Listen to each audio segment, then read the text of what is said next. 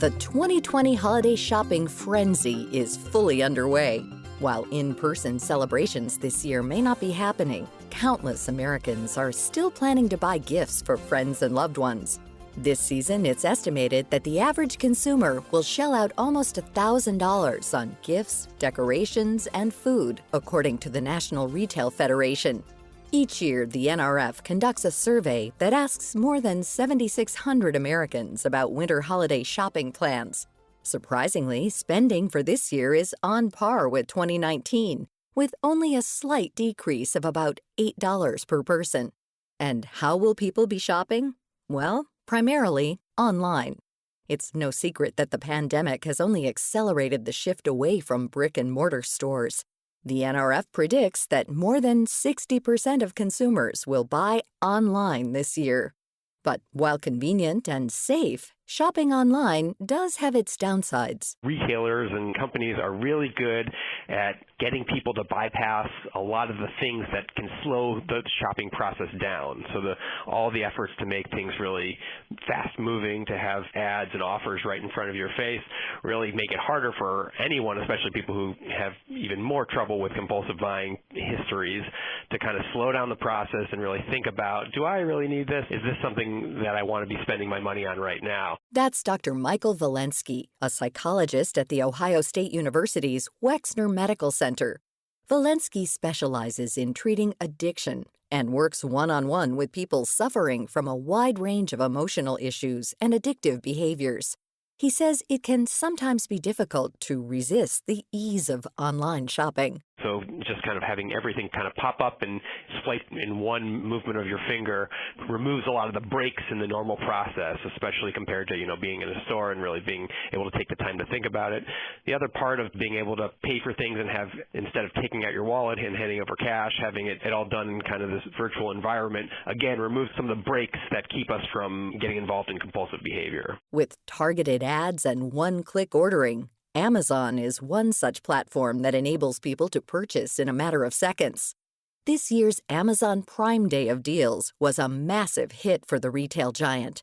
While it's typically held each July, the two-day sale took place in October due to COVID-19.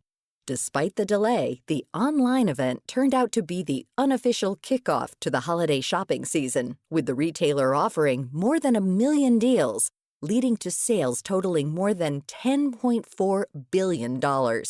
In particular, it was a big success for third-party small and mid-sized sellers, with Amazon reporting that this category earned more than $3.5 billion during this year's event, an increase of almost 60% compared to last year. But how much of this deal-driven shopping was a result of need versus want? With more Americans sitting home idly right now and also dealing with added stressors, the desire to shop can, in some cases, be all-consuming. The pandemic for so many people has put on this layer of stress and anxiety and oftentimes depression that is different than what was happening before. So especially for folks who maybe have lost jobs or are struggling with how to work with school from home with their children, and just the other out there stresses of living through the current world that we exist in right now, has led to increases in feelings of depression and anxiety. We do know with compulsive buying that a large component of it is often driven by ways to regulate emotions. So a lot of compulsive buying happens in order to kind of deal with feeling anxious or feeling depressed or feeling frustrated, and sometimes the experience of buying can at least temporarily take those uncomfortable feelings away. But the reality is that this buyer's high fades quickly. Using the example of Amazon Prime Day, the short offer window, combined with a limited amount of inventory, can make it all too alluring to watch an item sell out. But for some, when is enough really enough? People can get stuck into those patterns with at least this illusion that buying this new thing is going to make me feel better or less anxious or less depressed. It can be a slippery slope. Earlier this year, it was reported that Black Friday was canceled. But it seems instead that the deals are merely moving online, and holiday prices are rolling out earlier than ever before, with previews across the board at large retailers like Costco, Walmart, and Target.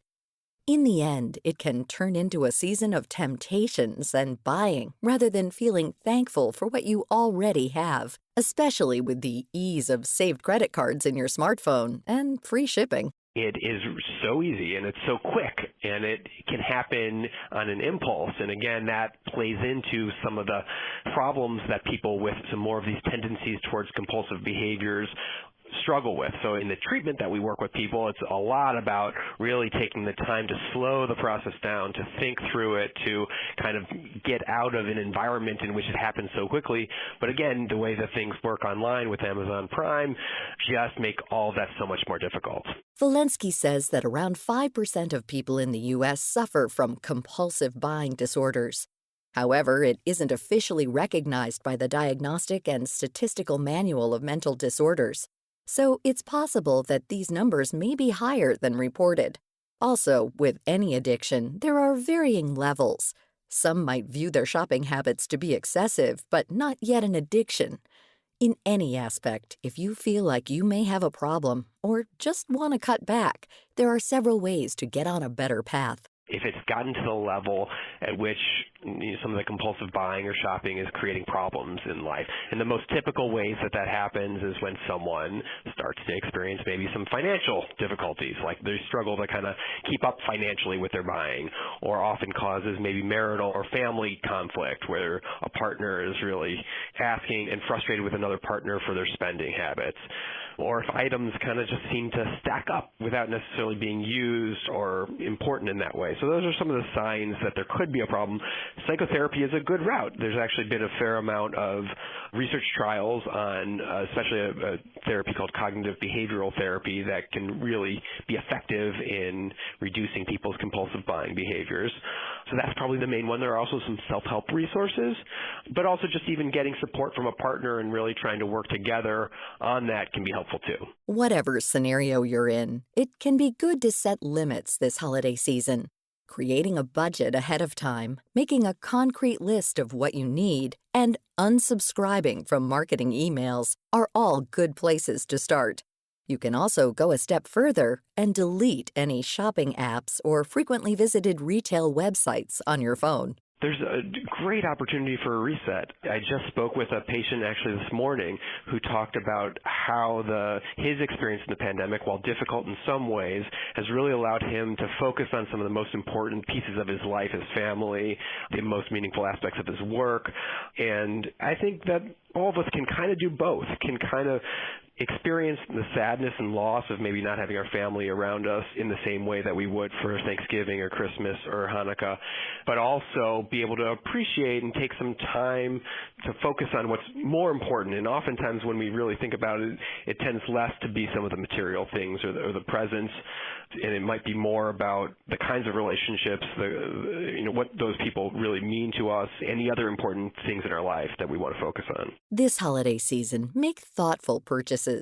Think about if you or the person you're buying for really needs the item in question.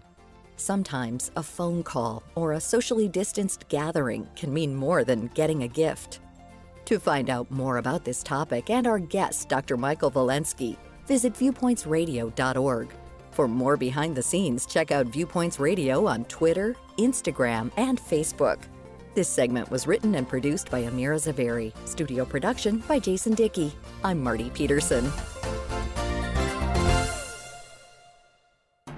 Viewpoints returns in just a moment. For those who qualify for Medicare, fall open enrollment is underway now. If you pay out of pocket for prescription drugs, choosing the right Medicare prescription drug plan can help save money. Picking a plan that fits your needs can be a simple process with these tips and by working with a trusted partner like Walgreens, who has a number of tools available online and in store. First, evaluate your plan every year as coverage and benefits change. Also, talking to an independent insurance broker can help, which is why Walgreens teamed up with eHealth, an independent fully licensed insurance broker, to offer free advice, which may save you hundreds of dollars and no obligation to enroll. Last, check if your pharmacy is in your plan's preferred network. A Walgreens pharmacist can help lower costs by finding generic alternatives or a lower-cost brand name medicine to treat the same condition. Visit walgreens.com/MedD to learn more and get started. That's walgreens.com/MEDD.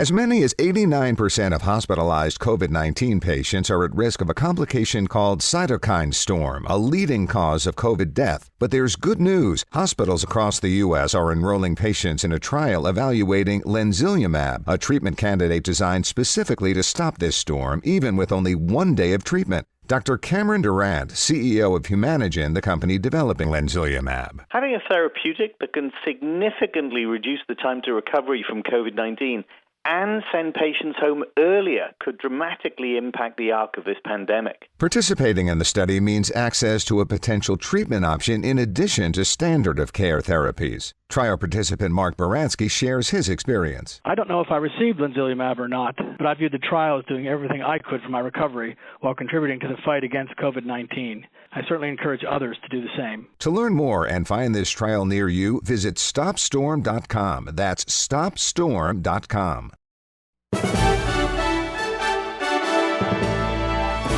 And that's Viewpoints for this week. Viewpoints is a production of MediaTrax Communications. Follow us on Twitter, Facebook, and Instagram to learn more about upcoming shows and find a library of past programs on Apple Podcasts, Google Play, and Spotify. Plus, you'll always find previous segments and more information about our guests at viewpointsradio.org. Join us again next week for another edition of Viewpoints.